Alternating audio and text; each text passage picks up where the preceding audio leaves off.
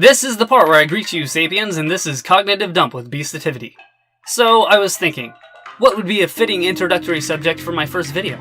I suppose we can start with the reason for the moniker Beesativity, that being a combination of my last name, Beeson, and the term relativity. It is just now occurring to me that the moniker is best left unexplained because explaining it somehow elucidates the absurdity.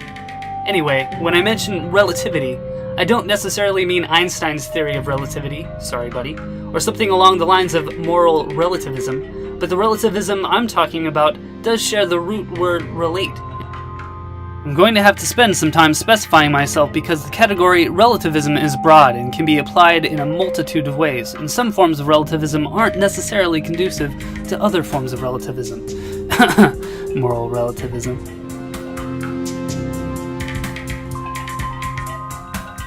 The type of relativism that I normally associate myself with would be a sort of soft, normative, philosophical type of relativism, or even a form of relationism, which is hilariously termed so in order to distance itself from the negative stigma surrounding most types of relativism. Relationism, which is sometimes considered a form of relativism and sometimes argued to affirm absolute truths, is a rejection of essences or intrinsic properties. So say bye-bye to Plato's forms and tell Aristotle to find a new job because according to relationism, their theories are no longer relevant. A relationist usually focuses on objects or concepts through the use of language, but the idea can be attributed to most everything.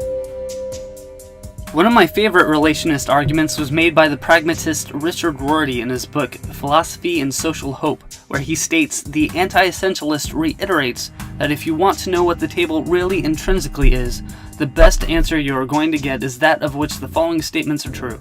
It is brown, ugly, painful to banging heads, capable of being stumbled over, made of atoms, and so on and on. He attests that there is nothing to be known about an object except what sentences are true of it. The anti-essentialist argument thus comes down to saying that since all sentences can do is relate objects to one another, every sentence which describes an object will implicitly or explicitly attribute a relational property to it. Yes, I know in the quote he used the term anti-essentialist instead of relationist, but throughout the book he does use the term pan-relationist to describe himself along with a variety of other terms. The naming game is convoluted. Another of my favorite relationists, Ludwig Wittgenstein, wrote in his book Philosophical Investigations, I set the break up by connecting up rod and lever. Yes, given the whole rest of the mechanism. Only in conjunction with that is it a brake lever, and separated from its support, it is not even a lever, it may be anything or nothing. I'd say Wittgenstein and Rorty are the biggest influences on my stance within relativism, but there are bits and pieces from other subcategories that generally tickle my fancy like postmodernism, social constructivism, and cultural relativism, but I chose not to elaborate on those due to the fact that I'm not going to use points from those categories when it comes to what is going to be the main point of this episode. You see, I didn't intend for the series to be merely educational. My intention for this series is to set up a case with relevant information, then attempt to make an original contribution to philosophy's great conversation. Now, when I say original, I use the term loosely. I understand that the odds of creating something purely original is astronomically low, and at best I can hope for a slight variation of something that has been thought before. So without further ado, here's my postulate. First, I'm going to take absolute truth and redefine it as concrete truth, because the ramifications of the term absolute brings forth the impression that it is somehow godlike and impervious to changing conditions, whereas the term concrete maintains the definitive status of the truth statement but allows for relative flexibility, which I will elaborate on further in just a moment. The reason for maintaining concrete truth statements is due to an awareness of the practicality of science. It is without argument that the laws, theories, and other various discoveries made in the field of science are immeasurably useful, and their ability to predict certain phenomena have withstood rigorous testing and replication. Not only do we need concrete truths to maintain a scientific foundation, but we also depend on them for the clear and observable progress we have made as a species. Now here is where relativism comes into play. We know that under intense scrutiny, most concrete truths break down, usually in the case of altering the scale of perspective. An example of this would be the seemingly unbridgeable gap between quantum and classical physics. The laws of physics in the classical sense, such as the movement of large bodies, are concrete and deterministic, but as we shrink smaller and smaller in the scale and enter the realm of elementary particles, more variables are introduced, and positions of particles like electrons become unpredictable while not being observed, and seem to be more probabilistic in nature, as shown in the famous double slit experiment. Another example of this phenomenon presents itself in the shift from the sociological perspective to the psychological to the neuropsychological perspective. Human behavior from the sociological perspective is much more predictable, while human behavior from the neuropsychological perspective becomes much more complex and unpredictable. So what am I getting at here? The conclusion that I've come to is that pitting relativism against determinism is a false dichotomy, and the only differences between the relativistic claims and absolute truth statements are the complexity of systems. Relativists generally recognize that all systems, under intense scrutiny, are complex, but they fail to find any definitive conclusions. The defenders of absolute truth use Occam's razor to simplify complex systems in order to find a pragmatic solution, but in doing so, sacrifice the capability to comprehend every facet of the system, missing the opportunity to discover something about our reality that we have never encountered before.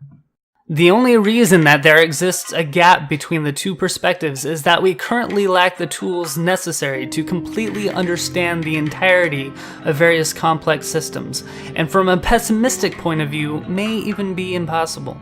Let's explore what I mean in this thought experiment I developed. Imagine you have a keyboard. You have 10 keys, all different colors.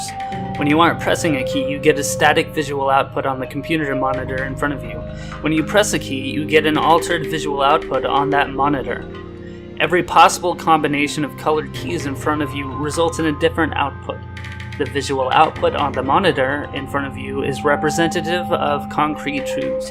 The colored keys represent varied conditions. The static visual output on the computer monitor when you aren't pressing any keys represents a concrete truth in its ordinary state, while being subjected to standard conditions. When you press a key, you are introducing a new condition, and in turn applying a new frame of reference, therefore changing the output on the screen. The new output is, in fact, a new truth, but it does not contradict the previous truth. They are both true, but only within their specific frames of reference. How might alternate conditions actually relate to our reality? Well, for example, the condition of condensing matter to reach the density of a black hole or to smash particles together in a particle accelerator are both alterations to standard conditions that have been replicated and measured within our reality. Then there are extrapolations on this idea that lead to alternate dimensions, but these are all still theoretical. This can also apply to all our known categories as in the organization of all known information, which is something most philosophers do on a daily basis, including Wittgenstein, Rorty, and Foucault, who had written in his The Order of Things and Archaeology of the Human Sciences that all things are graduated.